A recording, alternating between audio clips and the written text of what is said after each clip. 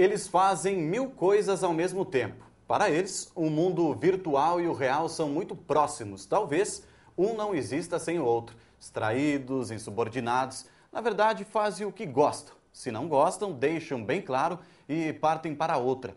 A responsabilidade faz parte desse grupo e não podemos subestimá-los. A preocupação com o meio ambiente é um dos pontos evidentes. Alguma identificação? Se você nasceu entre 1978 e 1990, bem-vindo! Você faz parte da geração Y.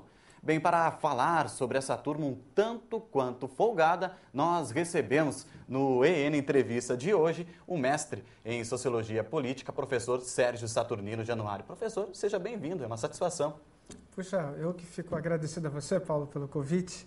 É uma honra para mim estar aqui com você. Na verdade, professor, existem algumas divergências a quem realmente pertence este grupo. A maioria dos autores aí dão conta de nascidos entre 1978 e 1990. É isso mesmo? É por aí? Alguma variação regional em termos da inserção dessas novas tecnologias, chamadas tecnologias de individualização. Então, na medida em que essas tecnologias foram acopladas ao comportamento social, elas foram produzindo, sendo parte muito importante da formação dessas novas gerações. Então vai variar, entre 78, você vai encontrar nesse período na Inglaterra, Estados Unidos, pessoas já muito vinculadas a esses sistemas, na América Latina, África, um pouco mais tardiamente, e aí vai mudando esses cenários de anos, né, quando começa e quando termina esse processo. Alguns autores dão conta aí no início de 1970, mas aqui no Brasil, 1978 mais ou menos. Eventualmente até na década de 80, você vai pegar a segunda parte da década de 80 como a mais importante, a mais incisiva na formação desses comportamentos. Em relação ao conhecimento, professor, muitos críticos caem em cima, o conhecimento dessa geração Y é um tanto superficial.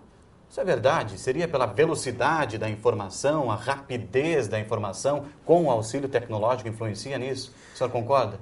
Bem, precisamos primeiro ver, quando falamos algo, falamos de algum lugar. E geralmente esses autores são anteriores à geração Y. Falam da geração X, né? Do lugar da geração X. Parece superficial na medida que você compara a formação intelectualizante, filosófica, que tinha nas universidades, na produção do conhecimento antes. As universidades eram voltadas para produzir intelectuais, produzir ciência. Hoje as universidades estão mais focadas, mais organizadas para a formação técnica, técnico-prático, mercado de trabalho. Então, é outro ambiente, é outro momento. Se a universidade não fizer isso, ela não vai ter mais aluno, seja público ou privada. A busca por interesses são outros hoje. E aquela velha máxima de que o meio forma o indivíduo, é isso? Nós somos também frutos da geração anterior, da turma anterior, denominada de X? Somos, eu diria, eu sou da geração X, né? Mas a geração X foi quem produziu isso. Então, esse momento da produção... Quem seria a geração X? Desculpa interromper. A geração X é aquela da contracultura dos anos 60, que tinha no rock and roll. Movimento beatnik. Exatamente. Quando tinha no rock and roll, tinha na contracultura, nos hippies, tinha no Woodstock. Né? Essas são suas referências. As músicas eram politizadas, os conteúdos eram fortes, o rock progressivo, né? Enfim, viveram a vida intensamente com os amigos, com os colegas, com os parceiros. Era algo daquele momento. Essa geração produziu essas novas tecnologias, em tese, né? Enquanto ela estava produzindo, ela estava se fazendo. Hoje, a geração Y nasce diante dessa tecnologia, não tem o que fazer.